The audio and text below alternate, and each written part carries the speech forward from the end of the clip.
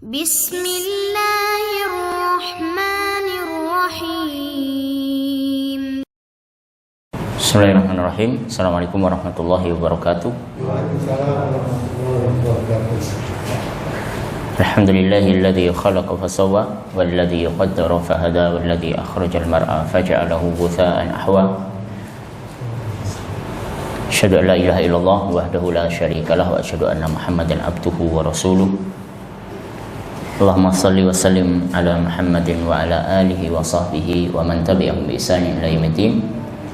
Subhanaka la ilma lana illa ma 'allamtana innaka antal alimul hakim. Allahumma alimna ma yanfa'una wanfa'na bima 'allamtana. Allahumma inna nas'aluka fahman nabiyyin wa hifdzal mursalin wa ilhamal malaikatikal muqarrabin wa ibadati awliyaikal mukhlasin. Allahumma arina haqqa haqqa warzuqna tiba'ah wa arinal batila batila warzuqna ijtinabah.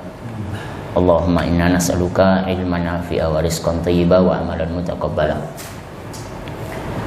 Melanjutkan kajian fikih kurban, kita akan membahas adab-adab atau sunnah-sunnah ya, barangkali dalam mencapai kesempurnaan ibadah kurban kita. Setelah kita membaca riwayat-riwayat tentang syarat sah yang disampaikan oleh para ulama, hari ini kita akan menyempurnakan itu dengan adab dan sunnah. Sebelum ke sana ada satu pertanyaan, misalnya kalau seorang menyembelih kurban, apakah ibadah itu harus dilakukan oleh orang yang bersangkutan atau ibadah itu diwakilkan, seperti sholat misalnya. Sholat orang sakit, apa bisa diwakilkan oleh anaknya yang mengerjakan sholatnya? Ini saya sedang gak bisa ke masjid, anaknya diutus ke masjid, apakah sudah cukup atau belum? Begitu juga dengan kurban misalnya. Apakah kalau dia tidak bisa menyembelih terus boleh diwakilkan orang lain atau harus dia yang melakukannya? Nah, ini berkaitan bukan syarat atau kewajiban, tapi ini masuk dalam bab adab.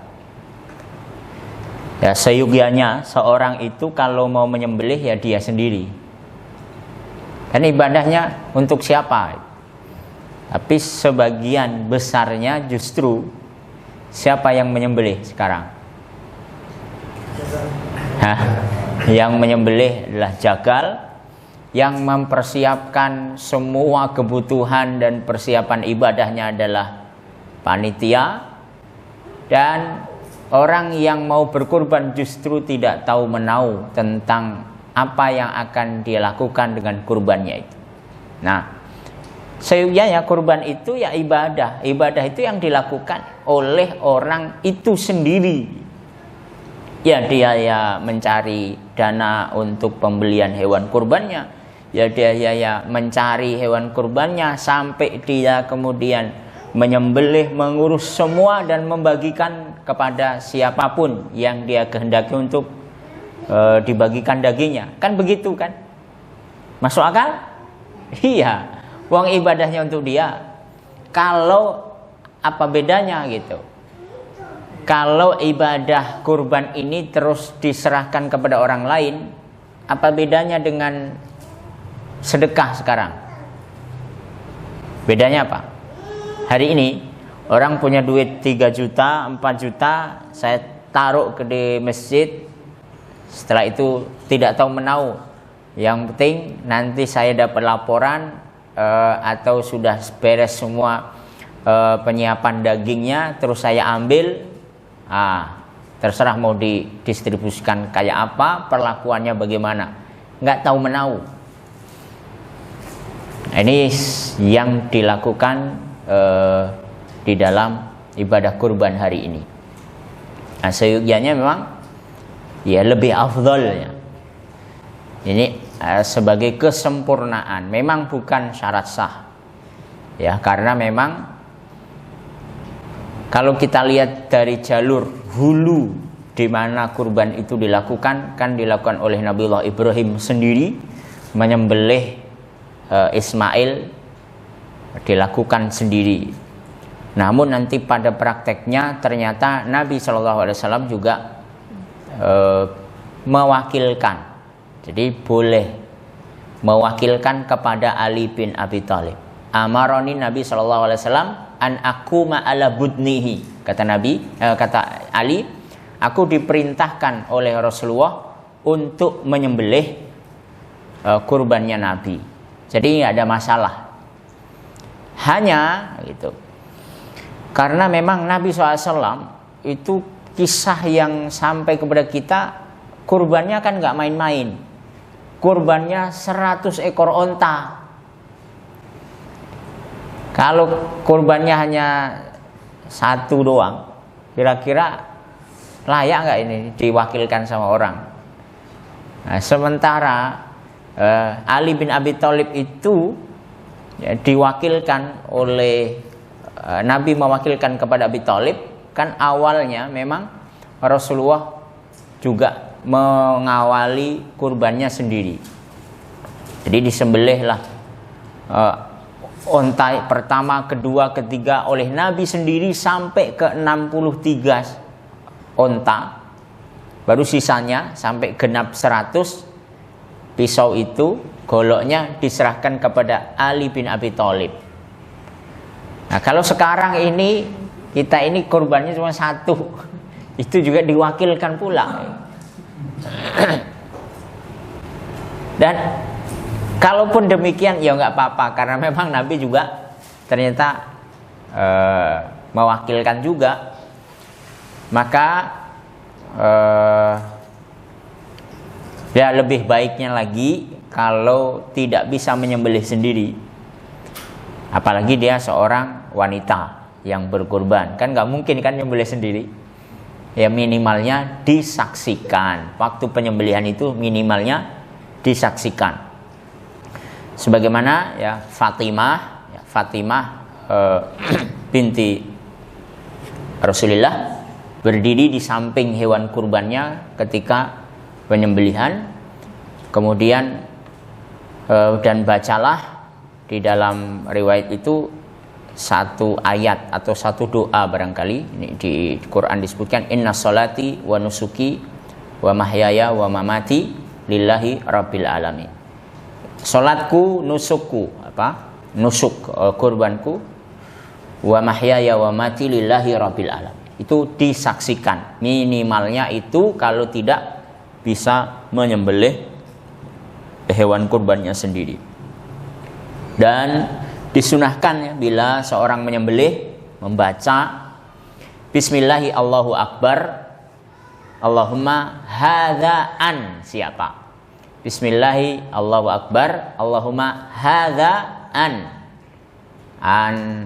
fulan, an ibu siapa itu. Ini sunnah. Bagi jagal itu harus memahami itu, atau panitia mengajari kepada jagalnya. Terus kalau ada kasus begitu disembelih lupa baca bismillah, nggak baca bismillah, jagalnya sudah persiapan berbulan-bulan nih kurban, begitu disembelih la haula wala quwata illa billah, saya belum baca bismillah, gimana tadi? Atau memang sengaja nggak baca bismillah, mungkin beda ya hukumnya.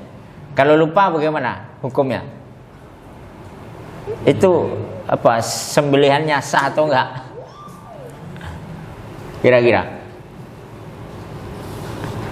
lupa nih, ya gampang lah. Oh kan lupa. Ya, lupa itu di luar kemampuan manusia. Oke lah, barangkali sah lah kurbannya. Kira-kira awamnya kan begitu. Kalau sengaja nggak baca bismillah, sah nggak Pak? Boleh nggak dimakan tuh dagingnya?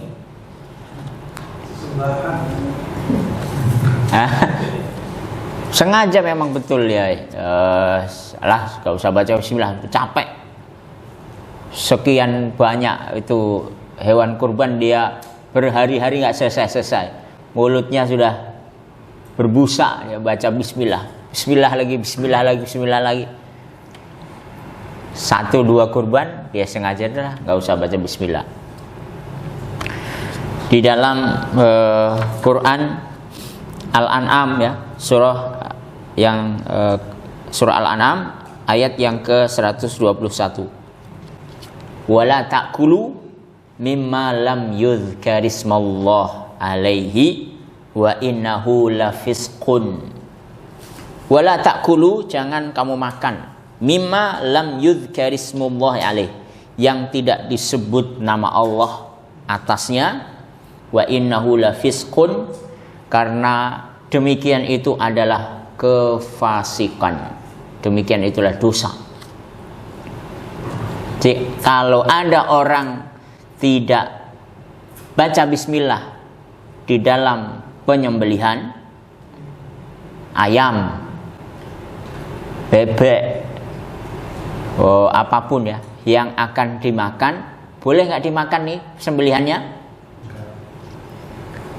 Tidak boleh. Al-An'am 121.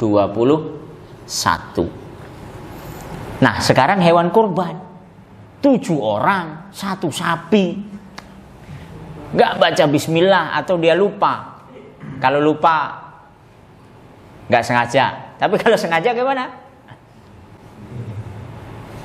Wah, ini gimana jadi? Memastikan jagal itu pada baca bismillah nggak? Kadang-kadang sholat aja enggak jagal ya. Ya, keplas klepus. Mungkin habis nyembelih pula nyekek botol apa? Anggur merah. Itu jagal hari ini. Ya, jagal hari ini ya bukan menuduh jagal. Tapi ada lah mungkin kasus ternyata dia baca bismillahnya. Karena apa? Nggak biasa baca bismillah. Ini jumhur ulama menyebutkan, mazhab Hanafi, Hambali, Maliki haram ya, dimakan karena itu syarat sah. Ma'an harodam, segala sesuatu yang dapat mengalirkan darah, dan disebutkan wa dzukirasmullah alaihi fakulu, semua yang sembelihan kalau sudah dibaca bismillah silahkan makan. Namun di mazhab Syafi'i baca bismillah itu hukumnya sunnah. Jadi kalau sengaja memang tidak baca bismillah, ya nggak apa-apa. Nggak apa-apa rupanya. Dalilnya banyak, dalilnya yang menyebutkan. Ya, mazhab Syafi'i bismillah itu sunnah, ya, tasmiyah, menyebut nama Allah itu sunnah. Kalau kita warung itu apa ya? Makan di warung. Pas masuk sudah pesen, sudah terhidang. Makan apa? Ayam atau apa? Rendang. Ayam lah biasanya itu, umumnya. Begitu mau makan, keluar dari dapurnya, ngik. Ekornya goyang-goyang kanan kiri, ngendus-ngendus kaki kita. Anjing rupanya. Pas lihat kanan kiri, rupanya ada salibnya. Dimakan nggak? Yang sudah dipesan tadi. Kira-kira nih, dilanjut ya nih makannya.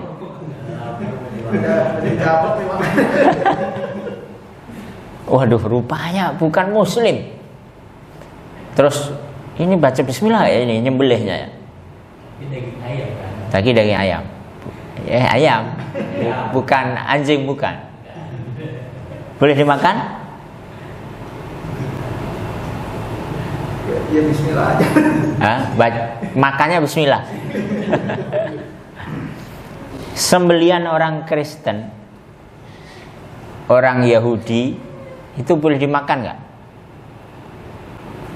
Orang Kristen nyembelih, lagi ulang tahun kan suka biasanya pesta-pesta tuh sembelih, kita dianterin apa nih?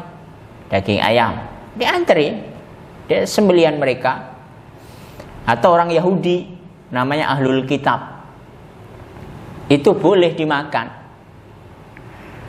Al-Maidah ayat 5. Wa ta'amul ladzina utul kitab halul lakum wa ta'amukum halul lahum. Wal muhsanat minal ladzina utul kitab. Cewek-cewek mereka boleh dinikahi. Kan cewek-cewek Romawi itu kan, kuning-kuning langsat. Ya kan?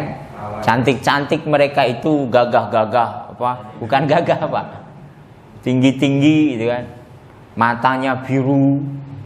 Itu yang dijadikan alasan orang-orang munafik ketika diajak perang melawan Romawi.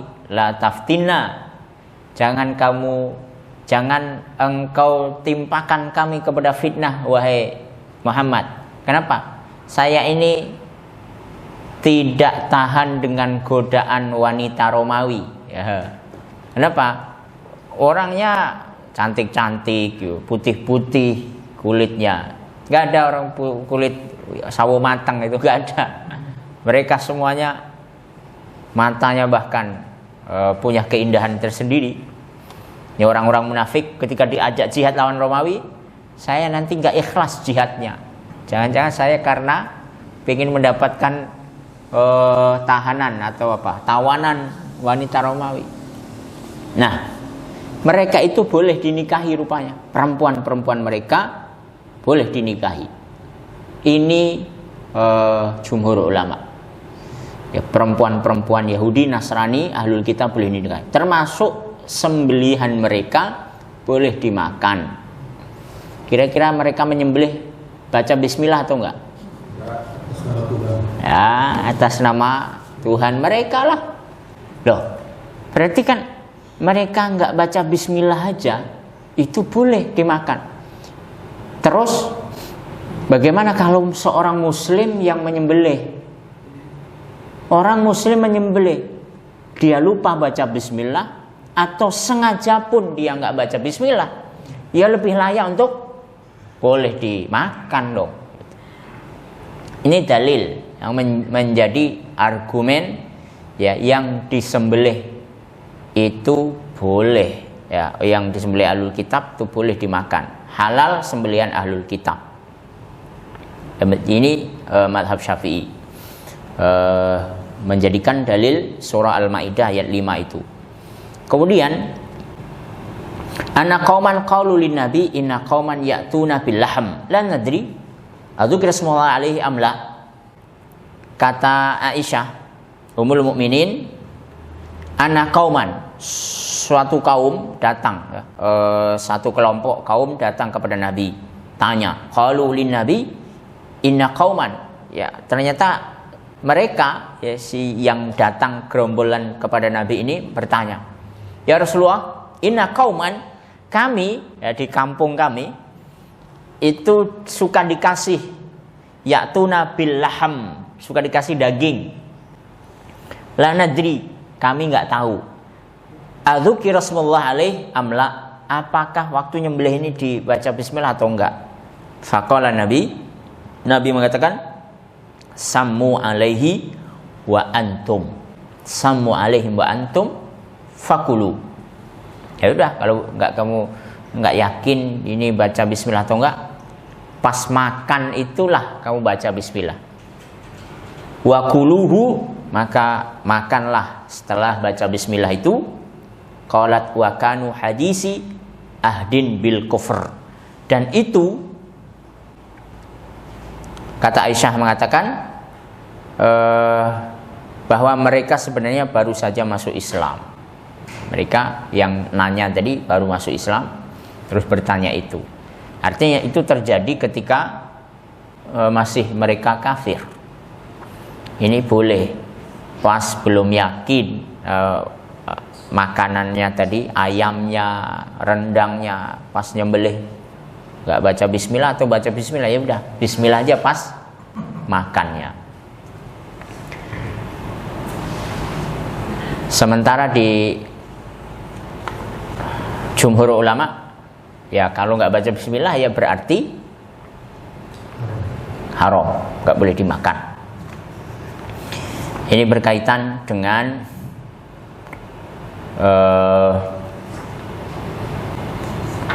membaca bismillah. Jadi hukumnya apa baca bismillah tadi?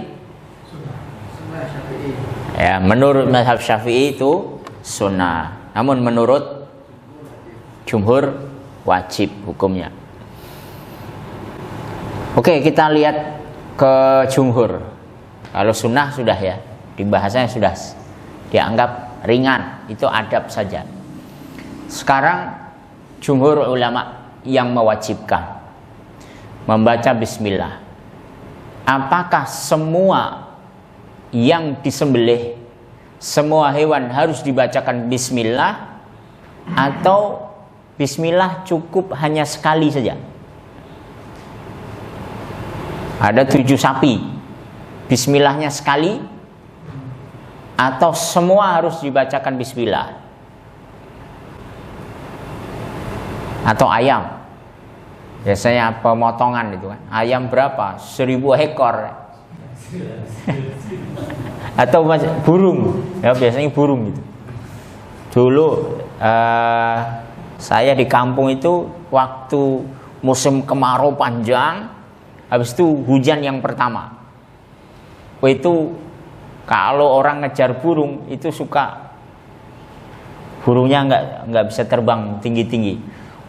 Tetangga itu bisa satu keranjang tuh bisa 50, 60 dia dapat. Suka dianterin gitu. Dan kita tahu tetangga itu suka nggak sholat. Bahkan dulu waktu zaman jahiliyah, waktu saya kecil tuh suka buru babi. Muslim buru babi dibagi-bagi biasa di kampung. Dan dianterin. Itu pas dianterin dibuang sama bapak saya. Dibuang. Kenapa? Ini enggak baca bismillah ya. Sudah yakin betul bapak saya. Nah, ternyata membaca bismillah itu rupanya boleh dimakan. Tidak baca bismillah rupanya boleh dimakan menurut mazhab Syafi'i mutlak. Walaupun beliau mungkin berpendapat bismillah itu wajib, tapi setiap leherkah harus baca bismillah atau enggak? Sementara di pabrik-pabrik itu pakai mesin.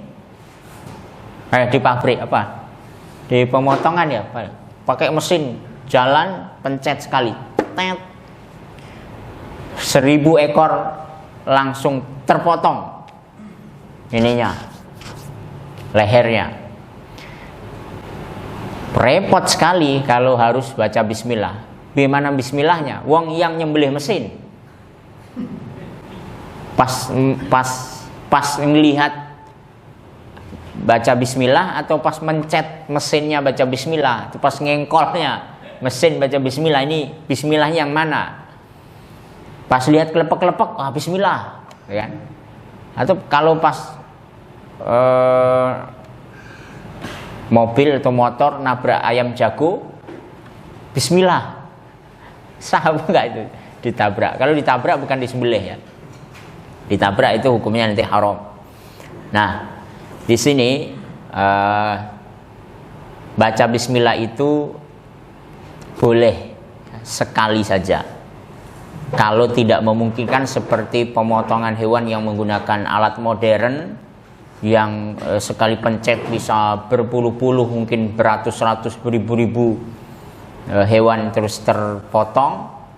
Ini satu kali baca bismillah pas pencetnya saja.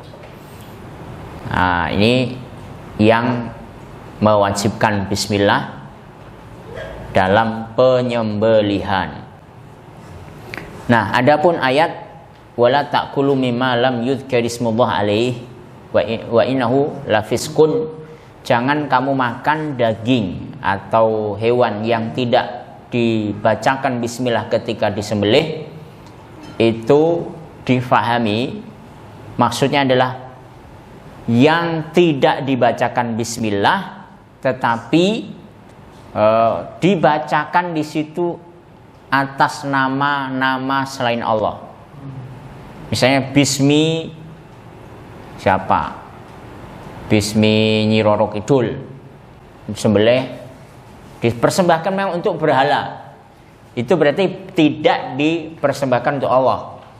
Tapi memang kalau disembelih enggak dipersembahkan untuk berhala, enggak disebutkan bismillah juga, ini yang menyembelih muslim boleh dimakan. Yang tidak boleh dimakan adalah yang disembelih bukan menyebut nama Allah tapi menyebut nama selain Allah. Bismi penunggu kuburan ini untuk apa? Yang dipersembahkan untuk berhala. Sekarang baca bismillah, bismillahirrahmanirrahim, tapi dipersembahkan untuk sajen. Suka sajen. Lihat sajen tuh halal semua makanannya. Ada bakwan situ, ada wacik di situ, ada jenang di situ. Semua ada beras, ada kelapa, ada bawang merah putih, ada mungkin jeruk, ada bahkan ada ayamnya, ingkungnya satu utuh. Baca bismillah pas menyembelihnya. Ini kalau nemu gitu di pinggir perapatan, kira diambil nggak ini? Masih dibungkus kan, dipersembahkan untuk selain Allah. Dulu ya, kita suka dapat begitu. Apalagi kalau orang hajatan itu macam-macam di bawah sound system.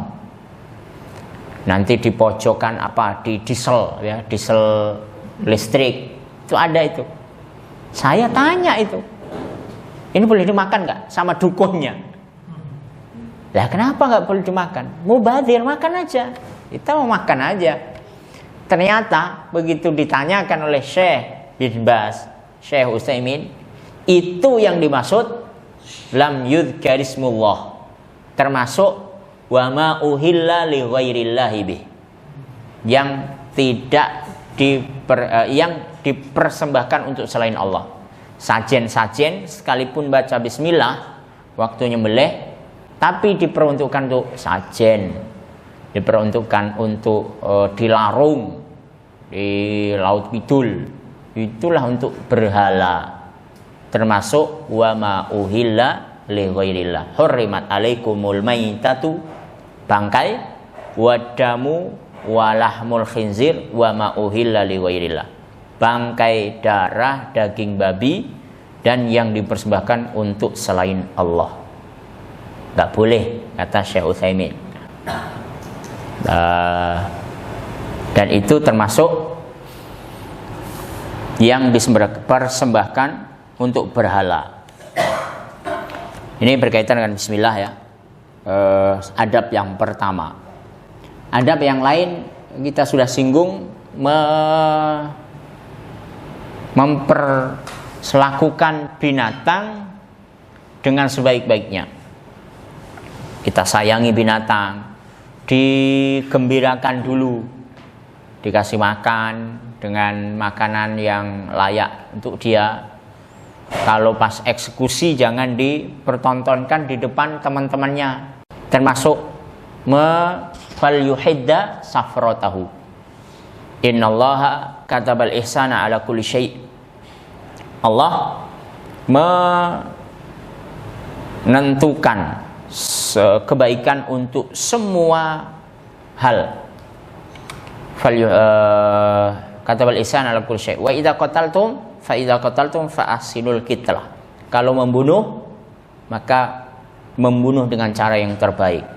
Wa idza dzabhtum fa ahsinu dzibha. Kalau nyembelih dengan nyembelih yang terbaik. Terus falyuhidda safratahu wal yurih dzabihatahu. Pisaunya ditajamkan dan digembirakan sembelihannya. Tidak mencukur rambut dan memotong kuku. Ini tanggal berapa? 2 Dzulhijjah. Ini sudah nggak boleh dari tanggal 1 kemarin berarti. Idza ra'aitum hilal Dzulhijjah, kalau kalian sudah melihat hilal Dzulhijjah, wa arada ahadukum ayudhi, dan kalian ingin berkurban, falyumsik an sya'rihi wa adfarihi, maka tahanlah, jagalah an sya'rihi wa adfarihi, rambutnya dan kuku-kukunya, tidak boleh lagi.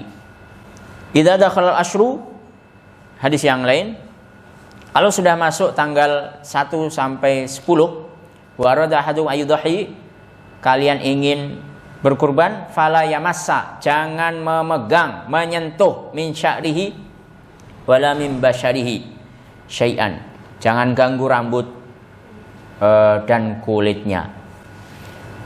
Maka lahu dzibhun yadbahu fa ahalla hilalu dzulhijjah fala ya'khudanna min sya'rihi wala min athari syai'an hatta yudhi, jangan memotong rambut, memotong kuku sampai betul-betul disembelih kurbannya. Di sini, kalau ternyata kita motong juga akhirnya karena kebodohan, karena ketidaktahuan, ya itu kan hanya adab, itu hanya sekedar kesempurnaan. Di madhab Hanafi tegas, itu adab, gak apa-apa, potong-potong aja, potong-potong aja. Kenapa? Hadis ini melarang memotong kuku, memotong rambut. Itu untuk siapa? Untuk siapa? Untuk yang haji. Untuk orang haji boleh nggak memotong rambut kuku? Kan mereka sedang ihram. Itu alasannya. Jadi yang nggak boleh itu hanya yang berihram. Yang berihram dia tidak boleh namanya tahallul dulu sebelum menyembelih kurban. Dia nggak boleh bahkan minyak wangi, motong rambut, kuku, sampai pakai pakaian berjahit. Itu khusus untuk orang yang berihram maksud hadis ini. Tapi sementara jumhur ulama Malikiyah atau Syafi'iyah, dia tetap ya dianjurkan sangat kuat, wala yajib, tapi tidak wajib, alaihi dzalika li'an laisa bimuhram, laisa bimuharram, itu tidak haram. Ya kalaupun nanti dipotong ya enggak dosa, hanya fadilahnya terkurangi saja. Kuntu aftilu qala idza hadi Rasulillah. Aisyah mengatakan, aku pernah menganyam tali kalung hewan udhiyah Rasulullah, kemudian beliau mengingatkan dengan tangannya dan mengirimkannya. Beliau tidak berihram, tidak mengharamkan sesuatu atas yang dihalalkan Allah hingga beliau menyembelihnya. Artinya memang ini hanya anjuran yang bukan merupakan keharaman. Sementara madhab Hambali hukumnya wajib. Wajib artinya kalau dilanggar ternyata dia motong rambut juga, cukur karena mau lebaran katanya. Jadi rambutnya biar enggak gondrong, dicukur pula ke tukang cukur. Bagaimana? Dia dosa. Ya, dia dosa menurut madhab Hambali karena jelas fala ya'khudanna, itu larangan keras. Jangan memotong, menyentuh. Kalau ada, apakah kurbannya enggak sah? Sah, tapi dia kena dosa. Madhab Hambali. Terus kenapa kita kira-kira? Kok enggak boleh motong kuku itu kenapa kira-kira? Ya, kira-kira begini alasannya. bahwa kita ini sedang mempersembahkan kurban untuk Allah Subhanahu wa taala. Persembahan ini, persembahan akan menjadi saksi di hari kiamat, akan menjadi pahala. Bahkan sampai Rasulullah SAW, innahu la yaqa qabla ayaqa damuhu minal ard. Dia akan sampai pahalanya sebelum darahnya menetes ke bumi. Wa innahu la ya'ti yaumal qiyamah bi asy'ariha wa quruniha wa adlafiha dia akan datang bi quruniha, tanduk-tanduknya datang, kemudian rambut-rambutnya, kemudian bulu-bulunya, kuku-kukunya datang di hari kiamat menjadi saksi. Di sini jelas yang menyebutkan adalah kuku hewan-hewan itu, rambut hewan-hewan itu. Ada yang memahami yang nggak boleh itu memotong kuku hewan sembelihannya. Padahal maksudnya kuku orang yang berkurban. Supaya apa? Baik kuku hewan kurbannya, rambut hewan kurbannya, atau rambut yang manusia yang berkurbannya itu, semuanya akan datang menjadi saksi di hari kiamat. Jadi kalau dipotong rambutnya berarti berkurang lah saksinya. Dipotong kukunya nggak ada kuku lagi lah. Nah itu hikmah yang terkandung dalam larangan memotong kuku rambut selama menunggu dari tanggal 1 sampai dieksekusi sembelih hewan kurbannya. Nah itu adabnya yang sekaligus menjadi larangan. Kemudian adab selanjutnya menghadapkan hewan ketika dalam prosesi penyembelihan ke kiblat. Sebagaimana disebutkan riwayat Abu Dawud, anna Nabi dzabaha yaumal id bi kabsyaini summa qala hina wajjahtu wajhiya lilladzi fataras samawati wal ard hanifan wa ma ana minal musyrikin. Jadi di sini Rasulullah SAW mengatakan wajahaha, dihadapkan ke arah kiblat. Wajahaha, si binatang ini. Kemudian Rasulullah juga mengatakan wajjahtu wajhiya, aku juga menghadapkan wajahku ke arah kiblat. Wajjahtu wajhiya lilladzi fataras samawati wal ard. Untuk siapa ini? Lilladzi fataras samawati wal ard, untuk yang menciptakan langit bumi. Hanifa, sebagai sifat hanif, ketundukan kepada Allah. Wa ma ana minal musyrikin, dan ini bukan bagian dari perbuatan-perbuatan syirik. Karena ada orang menyembelih tapi menyembelihnya untuk kesyirikan, untuk berhala, untuk macam-macam sajen-sajen. Kemudian baru wa umirtu wa ana awwalul muslimin. Wa bidzalika umirtu wa ana awwalul muslimin. Kemudian Rasulullah membaca bismillah wallahu akbar Allahumma hadza minka walaka. Ini doa untuk menyembelih. Bismillahi wallahu akbar Allahumma hadza minka walaka. Ya Allah, ini sembelihan darimu dan dipersembahkan untukmu. Atau tadi Allahumma hadza min atau hadza an fulan.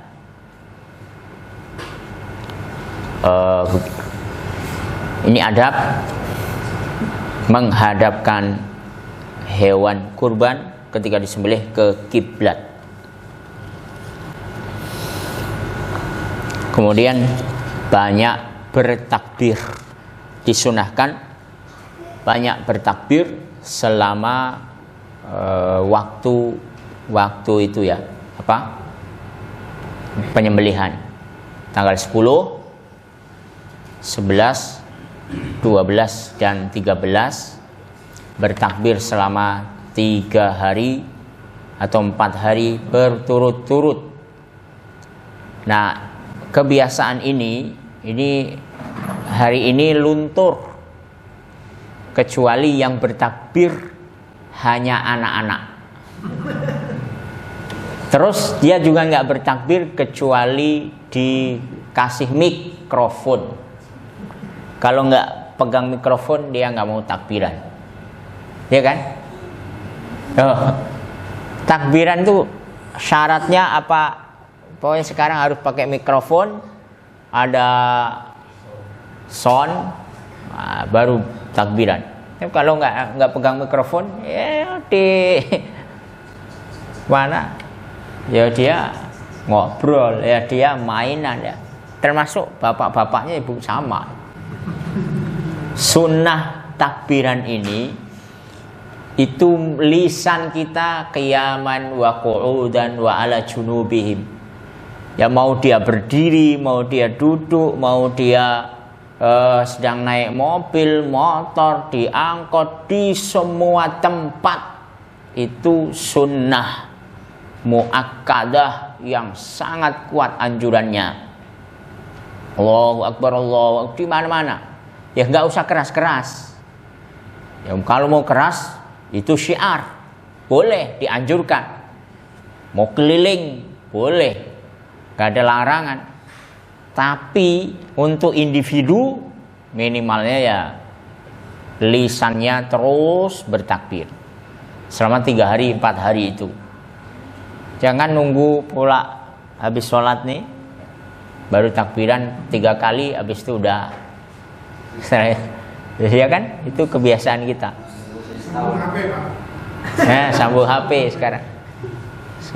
HP colokin 24 jam. Nanti suatu saat barangkali azan pun pakai HP. Colok, sekarang kan azan pakai HP sudah. Ya enggak? Coba lihat di TV. Coba lihat di radio, siapa yang azan?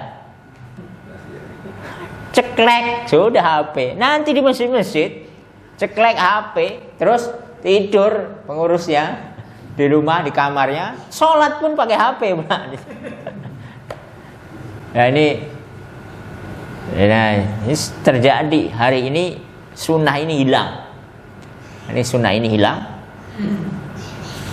Gak tahu apa fenomena apa ini. Baik, ada pertanyaan? Jam berapa? Wah, ya, silakan. Yang masalah untuk kuku sama rambut itu apakah 2 itu aja yang disunahkan? Yang tadi yang dilarang? Semua termasuk sunat. Ya kan maksudnya segala macam itu Semua ya. yang ada di dalam bagian badan tubuh kita, alis haram jelas, nggak boleh nih. Mau apa namanya, mau Idul Adha atau enggak, ini haram kalau alis. Terus ya yang umumnya kan rambut ya, rambut, terus ketiak barangkali, dan yang sunnah-sunnah ketika di luar Dzulhijjah suruh potong. Justru di dalam Dzulhijjah ini 10 hari itu atau sampai 13 hari itu tidak boleh. Tidak boleh. Kuku atau bulu-bulu ini di kaki ini kan. Barangkali ada orang apa iseng-iseng dia potong. Ini semuanya. Apalagi sunat ya, potong apa namanya? Potong bagian dari kulit ujungnya, sunat itu dianjurkan tidak di hari itu, 10 hari. Kalau rambutnya nggak boleh, apalagi sunat.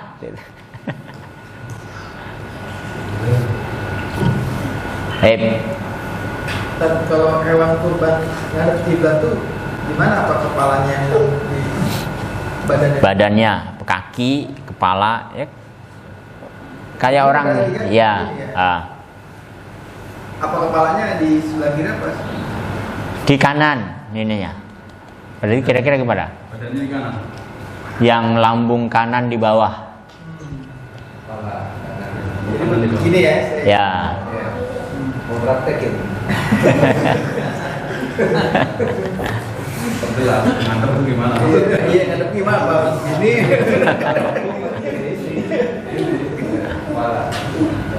Miring ke kanan, miring ke kanan, kayak orang tidur itu.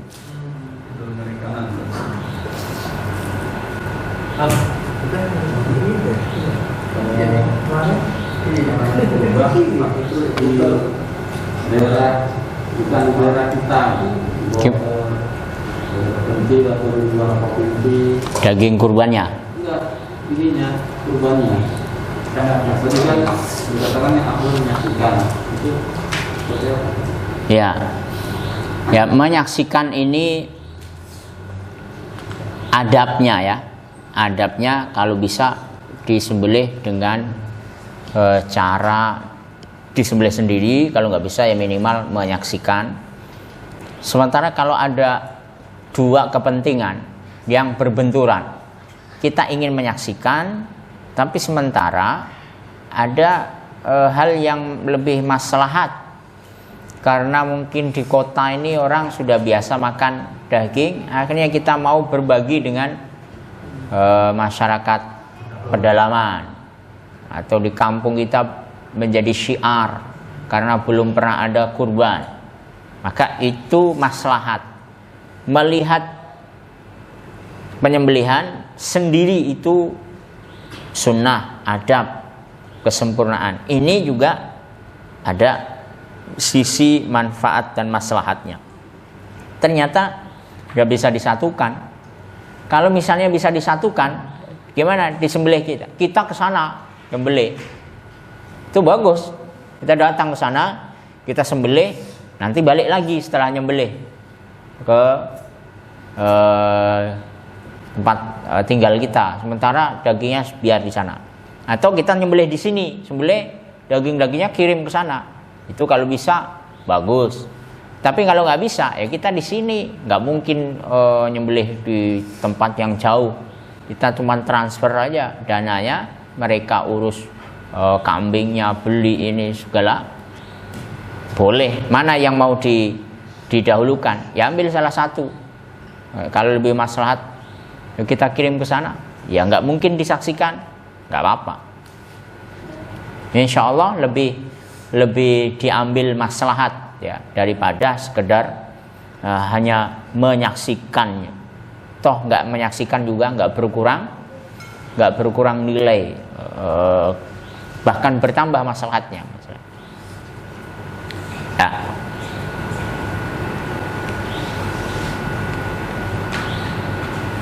Ada lagi? Kalau nggak ada, kita tutup ya. Aku qouli hadza wa astaghfirullah li wa lakum. Subhanakallahumma wa bihamdika asyhadu an la ilaha illa anta astaghfiruka wa atubu ilaik. Assalamualaikum warahmatullahi wabarakatuh.